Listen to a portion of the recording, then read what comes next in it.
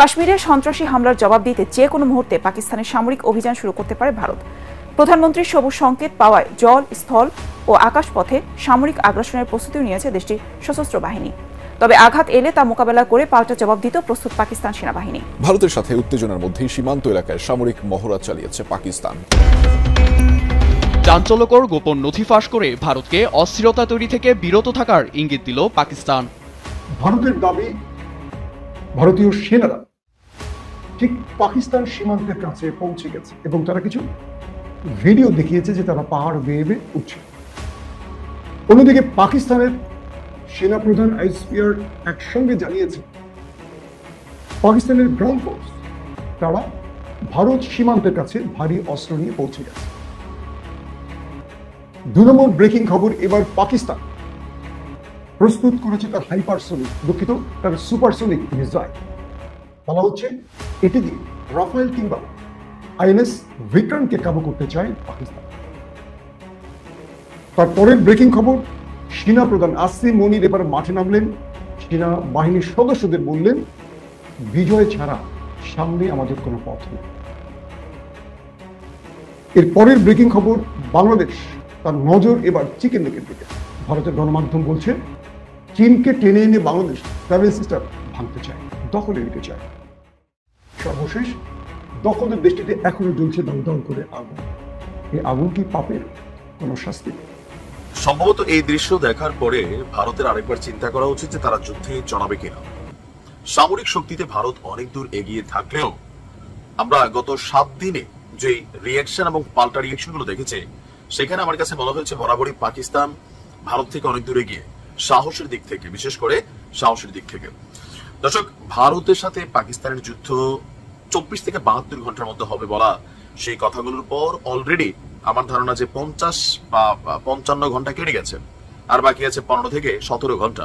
তো আদৌ এই যুদ্ধ হবে কিনা, বা যুদ্ধ যদি হতেও চায়, এই ট্রেইলার থেকে ভারতকে একটা মেসেজ ক্রিয়েট করা হয়েছে যে পাকিস্তান যুদ্ধ করার জন্য কতটা অতি উৎসাহী অবস্থায় আছে।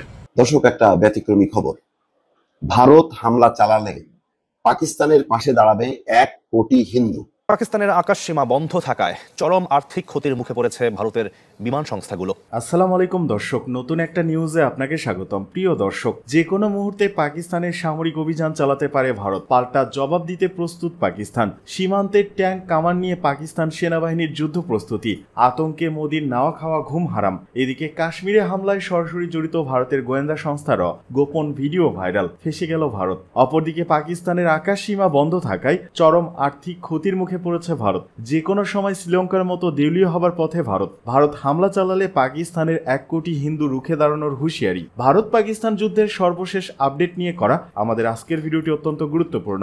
ভিডিওটি শুরু থেকে শেষ পর্যন্ত ধৈর্য সহকারে দেখে একটি লাইক দিয়ে সবাইকে শেয়ার করে দিন। আমাদের চ্যানেলে নতুন হলে চ্যানেলটি সাবস্ক্রাইব করে পাশে থাকা বেল আইকনে ক্লিক করে রাখুন। আমাদের ভিডিওটি আপনি বাংলাদেশের কোন জেলায় বসে দেখছেন বা শুনছেন সেটি অবশ্যই কমেন্ট বক্সে কমেন্ট করে জানিয়ে দিতে ভুলবেন না। ভারতের সাথে উত্তেজনার মধ্যেই সীমান্ত এলাকায় সামরিক মহড়া চালিয়েছে পাকিস্তান। দেশটির বিভিন্ন গণমাধ্যম জানিয়েছে শত্রুপক্ষের যে কোনো আগ্রাসনের জবাব দিতে প্রস্তুত দেশটির সেনারা। এমন বার্তা দিতেই চালানো হয়েছে মহড়া। ট্যাঙ্ক কামান ব্যবহারে নিজেদের দক্ষতা দেখান সামরিক বাহিনীর সদস্যরা। পূর্ণমাত্রার এই মহড়া পরিদর্শন করেন দেশটির সেনাপ্রধান জেনারেল আসিম মনির।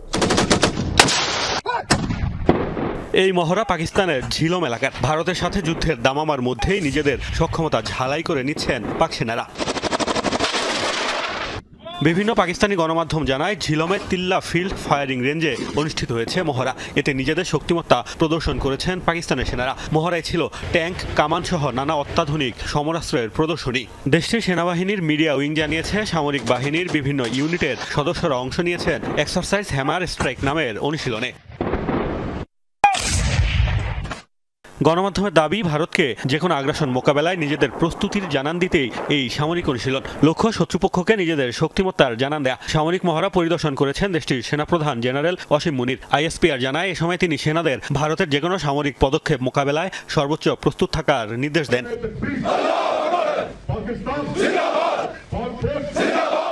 পাকিস্তানের সাথে চলমান উত্তেজনার মধ্যে সম্প্রতি আরব সাগরে যুদ্ধ জাহাজের মহড়া চালিয়েছে ভারতও। পাকিস্তানের আকাশ সীমা বন্ধ থাকায় চরম আর্থিক ক্ষতির মুখে পড়েছে ভারতের বিমান সংস্থাগুলো। নিয়মিত রুটের বদলে বিকল্প হিসেবে দীর্ঘ রুট ব্যবহার করতে হচ্ছে আন্তর্জাতিক ফ্লাইটগুলোকে, যাতে খরচ করতে হচ্ছে বাড়তি জ্বালানি। আর এরই মধ্যে সরকারের কাছে ক্ষতিপূরণ দাবি করেছে এয়ার ইন্ডিয়া। পেহেলগামে সন্ত্রাসী হামলার জেরে তলানিতে গিয়ে ঠেকেছে ভারত পাকিস্তান সম্পর্ক। ভারতের বিরুদ্ধে নিজেদের আকাশসীমা বন্ধ রেখেছে পাকিস্তান। পাল্টা পদক্ষেপ ভারতেরও। বলা হচ্ছে এতে চরম আর্থিক ক্ষতির মুখে পড়েছে ভারতের বিমান সংস্থাগুলো। দেশটির সংবাদ মাধ্যম পিটিআই বলছে এই ঘটনায় মাসে ৩০৭ কোটি রুপি বাড়তি খরচের মুখে পড়তে পারে ভারতের এয়ারলাইন্সগুলো। এ নিয়ে সম্প্রতি এয়ার ইন্ডিয়ার এক চিঠির প্রতিলিপি প্রকাশ করেছে বার্তা সংস্থা রয়টার্স, যাতে বলা হয় পাকিস্তানের আকাশপথ বন্ধ হওয়ায় ঘুরপথে উড়ে যেতে সংস্থাটিকে প্রায় $৬০০ মিলিয়ন খরচ করতে হবে, ভারতীয় মুদ্রায় যা প্রায় ৫০,৪০০ কোটি রুপি, যার প্রভাব পড়তে পারে যাত্রীদের ওপরও। এমন পরিস্থিতিতে সরকারের কাছে ভর্তুকির দাবি জানিয়েছে সংস্থাটি। পরিসংখ্যান বলছে প্রতিদিন ২০০ থেকে ৩০০ ভারতীয় ফ্লাইট পাকিস্তানের আকাশসীমা অতিক্রম করে। দিল্লি, মুম্বাই, অমৃতসর, আহমেদাবাদ থেকে ভারতীয় উড়োজাহাজ ইউরোপ, মধ্যপ্রাচ্য, উত্তর আমেরিকায় যেতে পাকিস্তানের আকাশসীমা ব্যবহার করে থাকে। সেই তুলনায় ভারতের আকাশসীমা বন্ধ হওয়ায় খুব বেশি প্রভাব পড়বে না পাকিস্তানে, কেননা পূর্বমুখী ফ্লাইটে সহজেই ভারতকে এড়িয়ে চীনের আকাশসীমা ব্যবহার করতে পারবে দেশটি। ভারতের জন্য পাকিস্তানের আকাশসীমায় প্রথম বন্ধ হয়নি। এর আগে ১৯৯৯ সালে কার্গিল সংঘাতের পর এবং ২০১৯ সালে পুলওয়ামা হামলার পর ভারতের বিরুদ্ধে পাল্টা ব্যবস্থা হিসেবে পাকিস্তান এই পদক্ষেপ নিয়েছিল। চাঞ্চল্যকর গোপন নথি ফাঁস করে ভারতকে অস্থিরতা তৈরি থেকে বিরত থাকার ইঙ্গিত দিল পাকিস্তান। বৃহস্পতিবার ভারতীয় গোয়েন্দা সংস্থা রয়ের এক গোপন নথি সামনে আনে পাকিস্তানের শীর্ষ গণমাধ্যমগুলো, যেখানে ভারত নিয়ন্ত্রিত জম্মু ও কাশ্মীরের পেহেলগামে হামলার মূল হোতা ভারত সরকার ও গোয়েন্দা সংস্থার র বলে দাবি জানায় পাকিস্তান। পাকিস্তান টেলিভিশন, পাকিস্তান অবজারভার সহ জিও নিউজের প্রতিবেদনে উঠে আসে এসব তথ্য। ভারত সরকারের ইন্ধনেই অনন্তনাগ জেলায় বসে অমুসলিম পর্যটকদের উপর হামলার ছক কষে র, যার দায় পরিকল্পিতভাবে পাকিস্তানের উপর চাপিয়ে ২৪ থেকে ৩৬ ঘন্টার মধ্যে পাকিস্তানকে কোণঠাসা করার পায়তারা চালানো হয় বলে অভিযোগ ইসলামাবাদের। তবে অভিযোগের বিরুদ্ধে এখনও নীরব ভূমিকায় নয়াদিল্লি। চলমান উত্তেজনার মধ্যেই পাকিস্তানের তিল্লা ময়দানে সামরিক মহড়া চালায় দেশটির সশস্ত্র বাহিনী। মহড়া পরিদর্শনের সময় ট্যাঙ্কের ওপর দাঁড়িয়ে ভারতের উদ্দেশ্যে করা বার্তা দেন পাকিস্তান সেনাবাহিনীর প্রধান আসিম মুনির। বলেন, সামরিক অভিযানের চেষ্টাকে দ্রুত, দৃঢ় ও জোরালোভাবে প্রতিহত করতে প্রস্তুত পাকিস্তানের সেনারা। আরও বলেন, পাকিস্তান আঞ্চলিক শান্তি বজায় রাখতে প্রতিশ্রুতিবদ্ধ, তবে যে কোনো হুমকি মোকাবেলায় প্রস্তুত। এদিকে আন্তঃসীমান্ত সন্ত্রাসবাদ দমনে ভারতের পাশে থাকার প্রতিশ্রুতি দিয়েছে যুক্তরাষ্ট্র। মঙ্গলবার মার্কিন প্রতিরক্ষা মন্ত্রীর দায়িত্ব ছাড়ার আগ মুহূর্তে এই বার্তা দেন পিট হেগসেথ। তবে সন্ত্রাসবাদ দমনের জন্য সীমান্তে অস্থিরতা না বাড়ানোর আহ্বান মার্কিন ভাইস প্রেসিডেন্ট জেডি ভান্সের। দুই পরমাণু শক্তিধর দেশের মধ্যে উত্তেজনা ভীতিকর পরিস্থিতির সৃষ্টি করতে পারে। আমরা চাই আঞ্চলিক শান্তি বজায় রেখেই ভারত সন্ত্রাসবাদের বিরুদ্ধে অভিযান চালাক। আশা করি পাকিস্তান নিজেদের দায়িত্ব থেকেই অভ্যন্তরে ঘাপটি মেরে থাকা সশস্ত্র বাহিনীর বিরোধী অভিযানে ভারতকে সাহায্য করবে। যে কোনো মূল্যে ভারতের প্রতিটি কোণা থেকে বিচ্ছিন্নতাবাদীদের হটানোর হুঁশিয়ারি দিয়েছেন স্বরাষ্ট্রমন্ত্রী অমিত শাহ। সাধারণের উপর হামলা চালিয়ে নিজেদের বিজয়ী ভেবে থাকলে তাদের স্পষ্ট করে বলতে চাই, এটা নরেন্দ্র মোদী সরকার, কেউ ছাড় পাবে না। এই দেশটির মাটি থেকে মিলিটেন্সি উচ্ছেদ করার লক্ষ্য আমরা অর্জন করবই।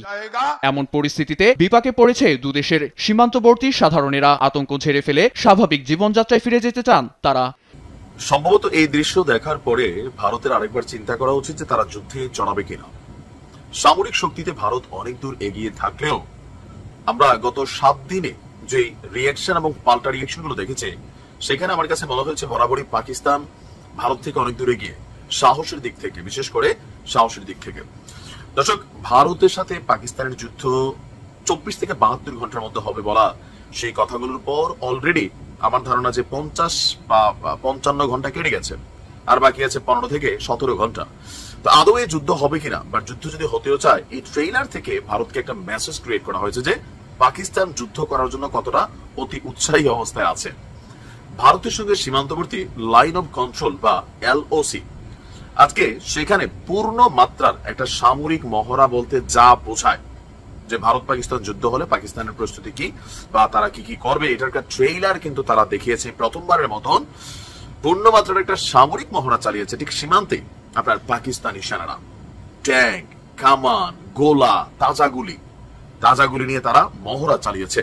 পাকিস্তান সেনাবাহিনীর বক্তব্য হচ্ছে এই মহড়াটা ভারতের যে কোনো ধরনের আগ্রাসনের কঠোর জবাব দেওয়ার জন্য সাজানো হয়েছে। এতে আজকের এই মহড়াতে তারা বিভিন্ন ইউনিটের কর্মকর্তা থেকে শুরু করে সাধারণ সেনাদের অংশগ্রহণ করিয়েছেন।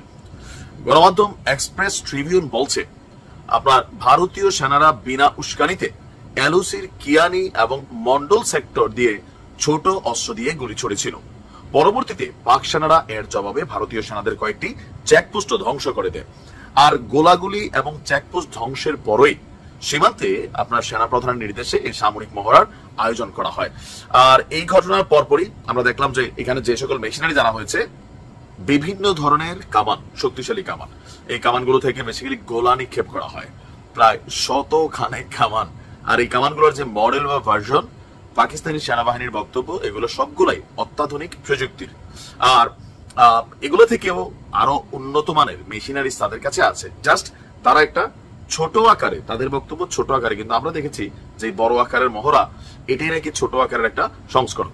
এখন এই ঘটনার পর ভারত এর একটা প্রতিক্রিয়া দেখিয়েছে, যে ভারতের বক্তব্য হচ্ছে সীমান্তের কাছে আবারও উস্কানিমূলক অ্যাক্টিভিটিজের আয়োজন করেছে পাকিস্তান সেনাবাহিনী, যা মানে অস্থিতিশীল একটা পরিস্থিতি তৈরি সহ সীমান্তে উত্তেজনা ছড়িয়ে দেবে।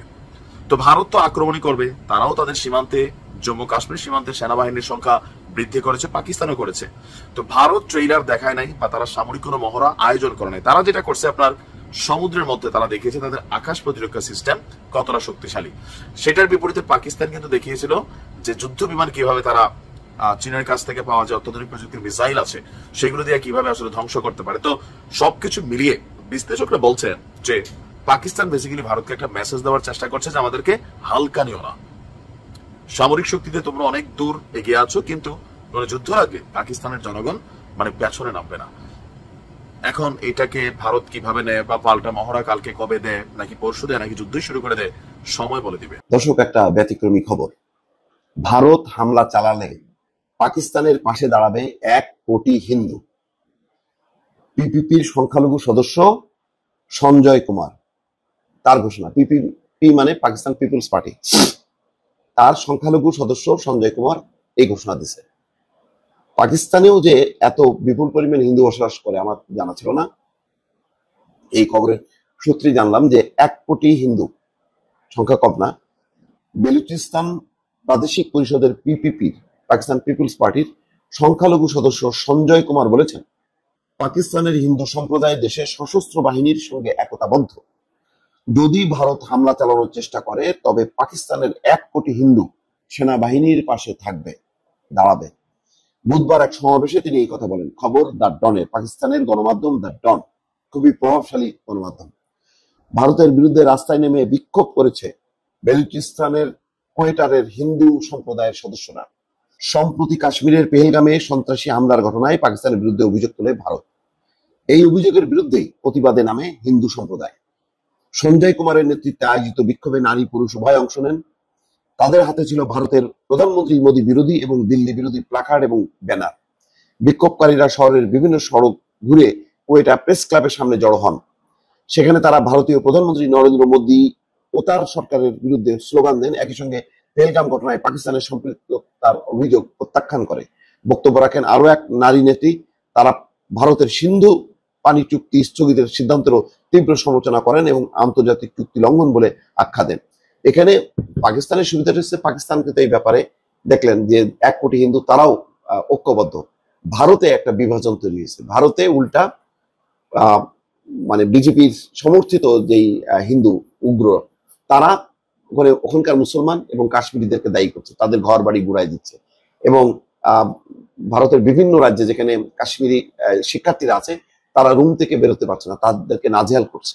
কিন্তু ভারতে যেখানে বিভাজন আছে, বিচ্ছেদ আছে, মানে মুসলমানদের উপর চাপ আছে, এখানে কিন্তু হিন্দুরা আর বিচ্ছিন্ন না, তারা কিন্তু একদম দেশ হিসেবে ঐক্যবদ্ধ হয়ে আছে।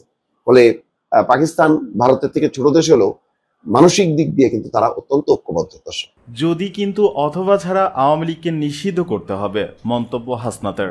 জাতীয় নাগরিক পার্টি এনসিপি দক্ষিণাঞ্চলের মুখ্য সংগঠক হাসনাত আবদুল্লাহ আওয়ামী লীগ নিষিদ্ধের দাবিতে বিক্ষোভ সমাবেশের ঘোষণা দিয়েছেন। শুক্রবার সকালে নিজের ভেরিফাইড ফেসবুক অ্যাকাউন্টের এক পোস্টে তিনি এই ঘোষণা দেন। তিনি লেখেন, যদি কিন্তু অথবা ছাড়া গণহত্যাকারী আওয়ামী লীগকে নিষিদ্ধ করতে হবে। আজ বিকেল 3টায় বাইতুল মোকাররমের দক্ষিণ গেটে অনুষ্ঠিতব্য বিক্ষোভ সমাবেশে যোগ দিন। আজকের সমাবেশে উপস্থিত হয়ে প্রতিবাদ জানানোর জন্য সাধারণ মানুষের প্রতি আহ্বান জানান তিনি। এর আগে জাতীয় নাগরিক পার্টি এনসিপি দক্ষিণাঞ্চলের মুখ্য সংগঠক হাসনাত আবদুল্লাহ বৃহস্পতিবার নিজের ভেরিফাইড ফেসবুক পোস্টে লিখেছেন, চিন্ময়ের জামিনকে কোনো বিচ্ছিন্ন ঘটনা মনে করি না। চিন্ময়ের ঘটনা শুরু থেকেই ভারতীয় আধিপত্যবাদ এদেশের উপর অন্যায় প্রভাব বিস্তারের চেষ্টা করছে। তিনি বলেন, চিন্ময়ের জামিনও কি সেই চাপের কাছে নতি স্বীকার করে দেওয়া হলো? অন্তর্বর্তীকালীন সরকারকে সাবধান করে হাসনাত আবদুল্লাহ বলেন, ইন্টারিম সাবধান। আলিফের রক্তের উপর দাঁড়িয়ে ভারতীয় আগ্রাসনের রাস্তা উন্মুক্ত করলে পরিণতি ভালো হবে না।